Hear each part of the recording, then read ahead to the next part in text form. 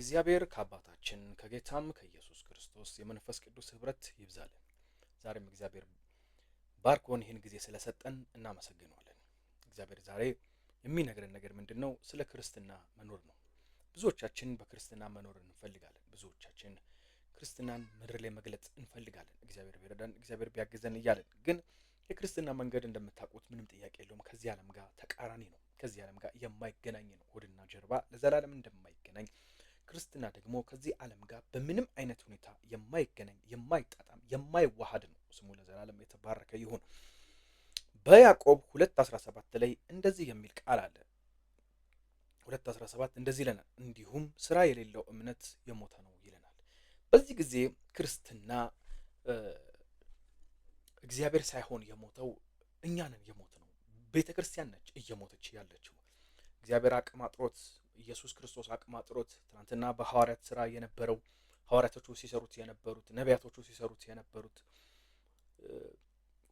ወንጌላውያን ሲሰሩት የነበሩት እነሱ አልፈዋል። እግዚአብሔር ግን እስካሁን እንዳለ እንደኖረ ነው። ስሙ ለዘላለም የተባረከ ይሁን። እኛንን አቅም ያጠረን፣ እኛንን ኃይል ያጠረን ለምንድን ከተባለ ክርስትናን መኖር አልቻልንም። ክርስትና ክርስቶስን መኖር ሲሆን እኛ ግን ክርስቶስን የምንፈልገው ለአንዳንድ ጉዳይ ሆኖ ሳለ ግን በብዛት የምንኖረው ራሳችንን ነው። የምንኖረው ምድራዊ ህይወትን ነው። የምንኖረው የስጋ ህይወትን ነው። ይህ ያዕቆብ የሚሞግተው ክርስትናን ከተቀበልክ በኋላ ክርስቶስን ከተቀበልክ በኋላ ምን አይነት ህይወት ነው የምትኖረው እያለ ለጻፈላቸው አሁን ለኛ ለደረሰን ይሞግተናል። ክርስትና መኖር ነው። ክርስትና የአፍ ጉዳይ ሳይሆን ክርስትና እሁድ ተሰብስቦ ተንጫጭቶ መሄድ ሳይሆን ክርስትና የሚኖር ህይወት ነው። ክርስቶስን 24 ሰዓት የምንኖረው 24 ሰዓት ከሳምንት ሳምንት ከወር እስከ ወር የምንኖረውና ምንድነው የሚሞግተን? ስራ ይኑርህ። በክርስቶስ የተቀበልከው ክርስትና ክርስቶስ የኑሮ ህይወት እንደገለጠው እንደታየው ልክ እንደዛ ሁላ ይኑርብህ። ክርስቶስ ከኖረብህ በኋላ ደግሞ ኑረው ክርስቶስን። በወንድሞች መካከል ኑረው፣ በእህቶች መካከል ኑረው፣ በትዳርህ ኑረው፣ በህይወትህ ኑረው። ለምን መሰላችሁ? በዚህ ጊዜ ክርስትና እጅግ በጣም እየተሰደበ እጅግ በጣም እየዘቀጠ እጅግ በጣም እየወረደ የመጣበት ዘመን ነው። የዛን ያህል ሁሉ እግዚአብሔር ደግሞ የሚነግረን ምንድነው? እንትኖች እንዳሉት እንዳንረሳ፣ ቅሬታዎች እንዳሉት እንዳንረሳ፣ ከቅሬታዎች ሰዎች መካከል የምንኖር ያድርገን። በጽድቅ በቅድስና እግዚአብሔርን በሚመስል የተፈጠረው አዲሱን ሰው በኋላ አነሳዋለሁ። ይህንን ክፍል ይህንን ጥቅስ አነሳዋለሁ፣ እንመለከቷለን። ስለዚህ ያዕቆብ የሚሞግተን ምንድነው? ስራ ከሌለ እምነትህ ምን ያደርግልሃል? አሁን ክርስትና በስራ ይገለጥ። አሁን ኃይል እንትን እሱ ጥሩ ሆኖ ሳለ ለብቻ ስትሆን፣ ከቤተሰብ ጋር ስትሆን፣ ገንዘብ ስትመለከት፣ ሴት ስትመለከት፣ ወንድ ስትመለከት እንትን እያለ ይመክረናል። ስለዚህ ስራ የሌለው እምነት በራሱ የሞተ ነው። አሁን ጴንጤ ብትባል የድሮ ጴንጤና የአሁኑ ጴንጤ የሚባል አለ። ኢየሱስ ክርስቶስ የድሮች ጴንጤ ስሙ ለዘላለም ኖረውታል። እነሱ ጥላ አሁን ብዙዎች ያነሱታል። አሁን እኔ ብዙዎች በትላልቅ ሰዎች መካከል ያጋጣሚ በመገኘት አንዳንድ ምስክርነቶችን አንዳንድ ትናንትና ያሳለፉትን ህይወት ስሰማ የድሮ ክርስትና ይላሉ፣ የድሮ ጴንጤ ይላሉ። እውነትም ከተባለ የድሮቹ ጴንጤዎች በቃ አሁን ምን ነክቶን ነው? እኛ ምን ገብቶብን ነው ከነሱ የተለየ ነው ከተባለ ስንፍና ይዞ ነው፣ ምድራዊ ህይወት ይዞ ነው፣ የስጋ ህይወት ከብዶብን ነው። ከክርስትና ይልቅ ከክርስቶስ ይወድቅ ከክርስቶስ ህይወት ይልቅ እኛ ጋር ምን ከበደ ከተባለ የዘመኑ አኗኗር ይሄ በቃ ዘመን አመጣሹ ክርስትና ዘመን ገብታበታለች ቤት ውስጥ። ስለዚህ ያዕቆብ የሚሞግተን ምንድነው? ስራ የሌለው እምነት የሞተ ነው። ስለዚህ መንጫጫት፣ ሰማይ የማያነቃንቅ አጋንንት የማይፈራው ህይወት፣ ጨለማ የማይፈራው ህይወት፣ ቤተሰብ የማይፈራው ህይወት፣ በቅድስና ያልሆነ በቃ የመድረክ ይሆን ጩኸት እዛች ጋር ተሰብስቦ እንትን በቃ ኢየሱስ ክርስቶስ ስሙ። እኛን ግን ከዛ ያውጣን። እግዚአብሔር ዛሬ የሚመክረን ይሄንን ነው። የእግዚአብሔር አብሮነቱ የሚታይበት ህይወት፣ የመንፈስ ቅዱስ ከውስጣችን የገባ መንፈስ ቅዱስ እያዘነ ሳይሆን እየተደሰተ የሚኖርበት፣ እየጎለበተ እየጨመረ አካባቢውን እየገዛ ቤተሰብ እየገዛ ህይወትን እየገዛ ኑሮን እየገዛ የሚሄድ መንፈስ ቅዱስ እየተደሰተ የሚሄድበት ነው እንጂ በኤፌሶን ላይ እንደሚናገሩ መንፈስ ቅዱስን አታሳዝኑ፣ ውስጣችሁ ያለውን መንፈስ አታሳዝኑ። እንዲሁም ስራ የሌለው እምነት የሞተ ነው። ብትጸልይ የሞተ ለውጥ የለም። የሞተ ቦታን ተጠቅመህ መበዝበዝ ሳይሆን ከክፋት ከተንኮል ከዓለማዊ የተሞላነውን ዓለማዊነት የሚያወጣ ክርስትና መንቀሳቀስ አለበት፣ መሰበክ አለበት። አሜን። አሁን ይሄ እየዘረፈ ያለውን በክርስቶስ ተጠግቶ ቤተክርስቲያን ከፍቶ እንትን ብሎ የሚዘርፈውን ይሄንን መነቃነቅ መቻል አለበት፣ ማስጣል መቻል አለበት፣ መገሰጽ መቆጣት መቻል አለብን። ይህ በሌብነት የሚሰራ ጽድቅ የሌለበት እርም የበዛበትን ህይወት መገሰጽ፣ መቋቋም፣ ቻሌንጅ ዓለማዊ ህይወትን በቃ ማውጣት አለብን። ውስጡ የገባውን ዓለማዊ ህይወትን፣ ክፋትን፣ ተንኮልን፣ በቤት ውስጥ ያለ ክፋት፣ በቤት ውስጥ ያለ ሸረኝነት፣ ጸጋ ሲገለጥ የማንወድ ጸጋ ሊገለጥባቸው ሲል ገዳይ የሆኑ እርም ሲገባ ዝም የማለት እነሱን ሁሉ በገደልን ጊዜ እምነታችን በስራ ይታያል። ስሙ ለዘላለም የተባረከ ይሁን። ከንቱ አምልኮ እንዳይሆንብን፣ ከንቱ ሽብሸባ እንዳይሆንብን። ቤተ ክርስቲያን ሄደን አመልክሃለሁ፣ በጣም ውሸት። ከሰኞ እስከ ዓርብ እንደፈለገ እያማ እንደፈለገ እየዘሞተ እንደፈለገ እየጠጣን ሙስና እየተቀበልን በቢሮ ውስጥ የምንሰራ በቃ የመጣውን ሁሉ የሚታየን ሙስናው ነው እንጂ ክርስቶስ አይታየንም። ክርስቶስ ያንን ቦታ የፈለገው ምድሪቷ በጽድቅ እንድትገዛ ነበር፣ እግዚአብሔርን በመፍራት እንድትገዛ ነበር። የሚመጣውን ሰው ሁሉ ብር አምጣ፣ በቴሌ ብር አስገባ፣ እንትን አድርግ። በቃ የተሰጠን የወንበር ቦታ በክርስቶስ ማስተዳደር ሲገባን፣ በጽድቅ ማስተዳደር ሲገባን ገንዘብ አምጣ፣ ለማህተብ ገንዘብ አምጣ፣ ቢሮ ገንዘብ አምጣ፣ ስራ ለመቀጠር ገንዘብ አምጣ። እግዚአብሔር የሚነሳበት ጊዜ አለ። እህቶቼና ወንድሞቼ ክርስትና እንደዚሁ አይቀጥልም። ክርስትና እንደዚሁ እንደተበላበት፣ እንደተሸቀጠ፣ እንደተዋረደ አይቀጥልም። እመኑ። ክርስትና በህይወት የሚታይበት፣ ክርስትና በቢሮ የሚታይበት፣ ክርስትና በቸርች የሚታይበት ይሄ ተሰብስቦ ላበላብ ሆኖ ተንጫጭቶ መውጣት ሲሆን የሚገስጹ እንደ ኤልያስ ያሉ በኤልያስ መንፈስ የሚነሱ በጴጥሮስ መንፈስ የሚነሱ ብዙዎች እንደሚነሱ ቅሬታዎች የክርስቶስን መልክ የሚመልሱ አባቶች፣ እህቶች፣ ወንድሞች፣ ወጣቶች እንደሚመለሱ እወቁ። የቆረጡ እግዚአብሔር የተማመነባቸው ኤልዛቤልን የሚገዳደሩ ስሙ ለዘላለም የተባረከ ይሁን። ለክርስቶስ የሚሰዉ፣ ለክርስቶስ የሚራቡ፣ ለክርስቶስ የሚጠሙ ክርስቶስን መልክ ገልጠው አሳይተው የሚሄዱ እንደሚነሱ ማወቅ አለብን። እግዚአብሔር ቅሬታዎችን ያስነሳል። ከንቱ አምልኮ፣ ከንቱ ሽብሸባ፣ ከንቱ አስራት መስጠት፣ ከንቱ መባ መስጠት፣ ከንቱ ነገር እንዳይሆንብን የምናደርጋቸው ነገሮች ሁሉ እግዚአብሔር የማይቆጥራቸው ሚዛን ላይ ሲቀመጡ ሚዛን የማያነሱ አምልኮ፣ አገልግሎት እንዳይሆንብን እላችኋለሁ። ስሙ ለዘላለም የተባረከ ይሁን። በሐዋርያት ሥራ 11 ከ25 እስከ 26 እንደዚህ የሚል ቃል አለ።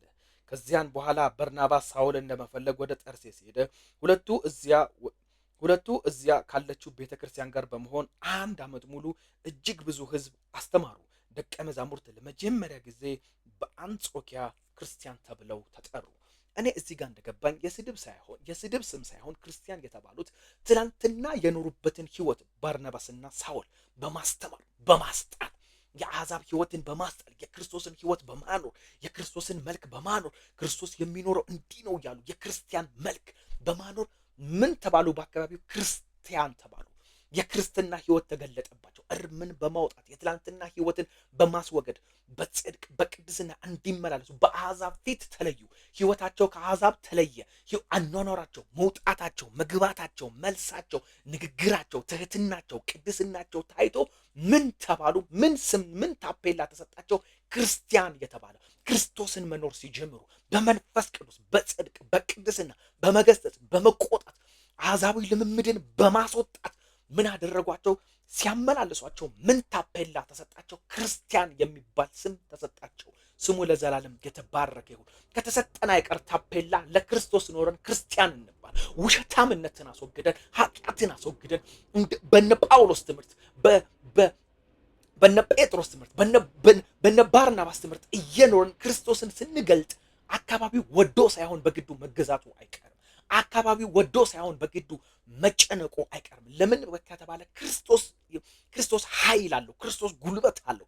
ክርስቶስ ስም አለው። ስሙ ለዘላለም የተባረከ ይሁን። በመኖር ክርስቶስን እንገልጠው። በመኖር በማሳየት ኢየሱስ ክርስቶስ ስሙ ለዘላለም የተባረከ ይሁን። የአሕዛብን ህይወት እየጣልን የትላንትና ምልልስን እየጣልን የትላንትና ህይወትን እየጣልን አዲሱን ሰው እየኖረው ክርስቶስን እየኖረው ምን ተባሉ? ክርስቲያን ተባሉ። እግዚአብሔር ለዚህ ያብቃን። በሐዋርያቶቹ ትምህርት፣ በሐዋርያቶቹ ጸሎት፣ በሐዋርያቶቹ ምልልስ፣ በሐዋርያቶቹ ጉባኤ የአካባቢ ምን ተባለ? ሰዎቹ ክርስቲያን ተብለው ተጠሩ። እግዚአብሔር እንደዚህ ያድርገን። ስሙ ለዘላለም የተባረከ ይሁን። አንድ ምሳሌ እስቲ ላንሳላችሁ፣ እንደዚሁ ጥቅስ የሌለው ምሳሌ። ለምሳሌ እስራኤል ከግብፅ ከወጣ በኋላ በሲና ምድረ በዳ እየኖረ እግዚአብሔር ያስቸገረው ምንድነው? ከአእምሯቸው ውስጥ ግብፅን ማውጣት ነው። እነሱ ደግሞ በሲና በረሃም እያለን ግብፅን እንኑራት ነው የሚሉት። እግዚአብሔር ደግሞ ስጋችሁ እንደወጣ አካላችሁ እንደወጣ አእምሯችሁም ይውጣ ነው። ብዙ ሙግቱ ይሄ ነው። ብዙ ድብድቡ ይሄ ነው። ስለዚህ ሙግትና ድብድቡ ምንድነው? ከአእምሯቸው ውስጥ ግብፅን ለማውጣት ነው። እነሱ ደግሞ ግብፅን በሲና ምድረ በዳ እንኑር ነው። ክርስትና ከተቀበልን በኋላ ቸርች ከሄድን በኋላ ህይወታችን ትናንትና የነበርነውን ህይወት ቸርች ውስጥ እንኖር አይመጣም። በቃ ቸርች እንደተሰደበች ቸርች አቅም እንዳጣች የምትኖርበት ምክንያት ይሄ ነው።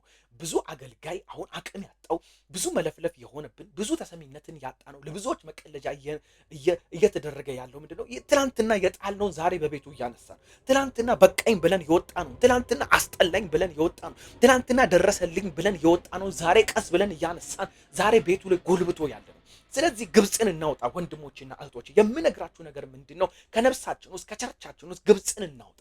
ግብፅን ከህይወታችን ማውጣት መቻል አለብን። ሄደን ግብፅን አንጥራ።